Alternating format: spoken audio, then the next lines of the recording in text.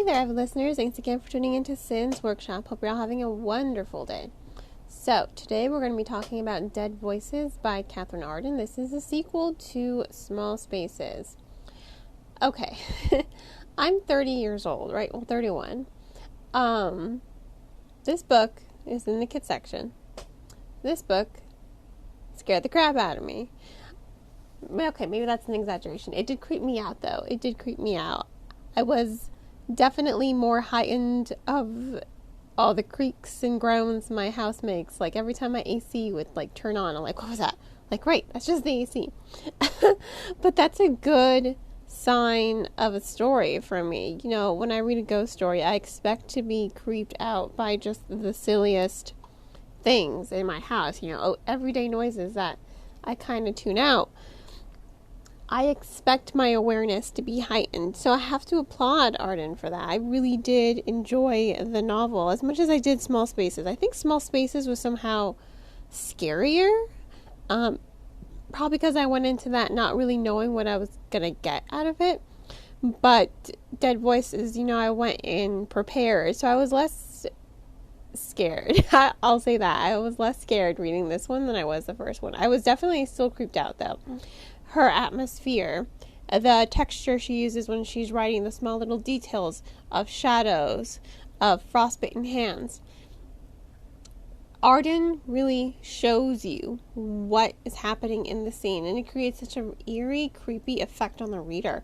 I mean, that whole horror, ghost story, haunted house kind of feel, that atmosphere, it bleeds off the pages and into you. Like I said, I became heightened of all the noises that goes on in my house. It was very, very well done in that respect. What I do think was really great as well with this novel is the fact that she kind of changed the way she wrote the story. The first story, we were just really hearing Ollie's perspective, right? It was just Ollie. And now in this book, Ollie, Coco, and Brian are three protagonists from the first book. This time it's Ollie and Coco who share perspective. So it's a multiple point of view type of book.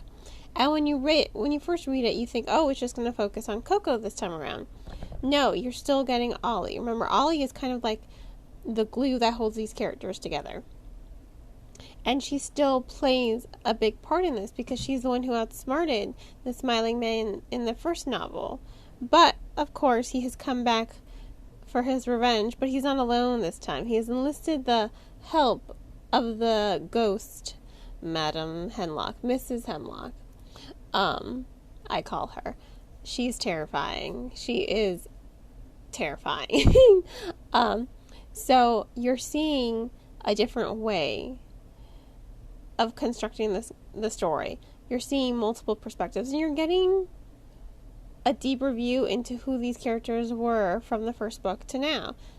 Like Coco, we're discovering a little bit more of her backstory, and we're discovering how her dynamic with Brian and Ollie has changed so much in the first book. In the first book, they weren't really friends. Now they're best friends. And you're seeing just how important the friendship is to these characters and to Coco herself. But you're also seeing how brilliant she is. You didn't really see how brilliant she was in the first novel. This girl is a chess master. Just think of Queen's Gambit, She is a chess master. So now it's her time to shine in this story. And this time she's the one who gets to play the hero. Because, Ollie certainly gets stuck in it. But, I really, really love that. I love the atmosphere. I love this new direction with the multiple perspectives. And I like how we're seeing more of the other characters. But man, this book creeped me out. But that's a good thing. And it's still age appropriate, of course. I mean, I love this book. I have this book. I can't wait to give these books to my kids when they get older and be like, here, read this. And then they're going to be like, Mommy. And then I'll be like, yes, kid, come in bed. I'm already predicting these moments. But, I think it's a well-done story. I thought it was very cohesive. I love the plot development. I love the story development. I like how that ghost story is explored and how it ties back to the Smiling Man. And I like how we're still dealing with some of the familial insecurities, with parents being divorced or parents being widowed and then kind of finding comfort, but then you have their kids and that element, you're seeing the emotional ramifications of that as well. So again, there's a lot of depth to the dynamics as far as the storytelling is concerned. So surprise, surprise, I'm going to go ahead and give Dead Voices 5 out of 5 stars. Absolutely fantastic. Absolutely love the book. I cannot wait to read the next 2 books. The 4th book in the series, the last one just came out.